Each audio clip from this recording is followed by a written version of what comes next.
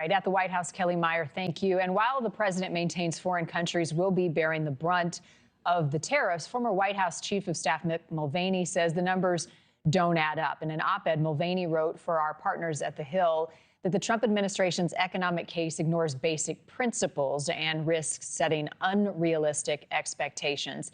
Mick is with us now, NewsNation political contributor and the former acting White House Chief of Staff under the Trump administration. So I'm going to act as math teacher for a second. Show me your work here. What's the equation that you think doesn't add up to an economic reality here?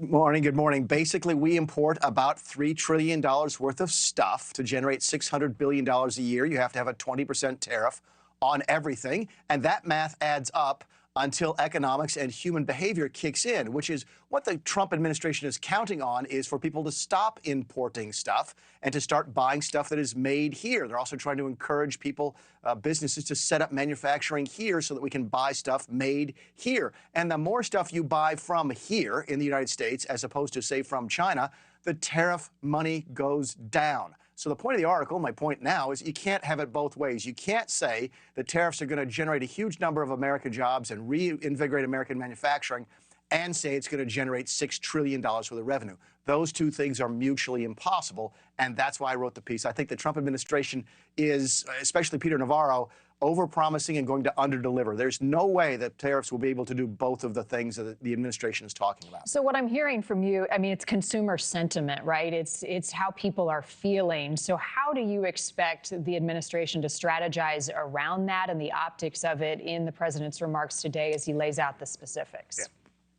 What I think they're going to do, and they sort of telegraphed this a little bit, take Navarro's comments, I think that may be an outlier. The messaging other than that has been pretty consistent from the White House.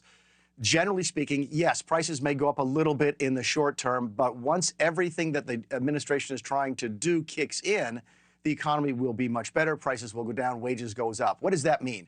Well, it means after the markets reset because of tariffs, and that takes time, you've also going to have things like the deregulatory initiatives from the administration, making it easier to get goods and services to market.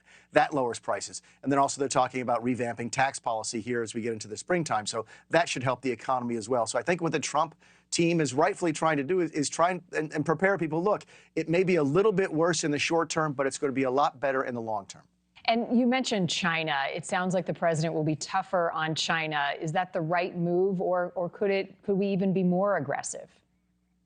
Yeah, I think that's the one thing. There's very few things right now, Marni, in Washington, D.C. As you could tell, you covered every day here on NewsNation, that very few things that are bipartisan. Being tough on China is one of those things. There's economic reasons to put tariffs on China. There's also geopolitical reasons to put tariffs on China. In fact, I happen to think that our stance toward China is also impacting the administration's policy towards things like Ukraine. They are focused on China almost all of the time, and they are right to do so. It's our primary competitor, maybe adversary, depending on what terms you want to use at any particular time. But I think the focus there is correct. What's got a lot of people shaking their heads and scratching their heads about this tariff policy is things on countries that are friendly with us, like Canada and Australia. But again, the president will have a chance to explain that today at 4 o'clock. Finally, I want to get your thoughts on this breaking news out of New York. A federal judge dismissing the charges against New York City Mayor Eric Adams with prejudice. Politically speaking, a win for President Trump on this? You know, I guess it's better than a loss. The dismissal with prejudice, that's an important legal term. What that means is that they can't bring these same charges again. They could have also dismissed them without prejudice and sort of just left them hanging. So that dismissal with prejudice absolutely brings this to an end forever. Mayor Adams cannot be charged with these same things again. Look, I get a little uncomfortable with the overlap between law enforcement and politics. I was uncomfortable when they were doing it to Donald Trump back in 2021. So, but the bottom line here is that Eric Adams is out of the woods on this permanently. And if Donald Trump wants to take credit for that, my guess is you'll hear him mention that today at 4 o'clock as well. All right, Mick, always a pleasure. Thank you.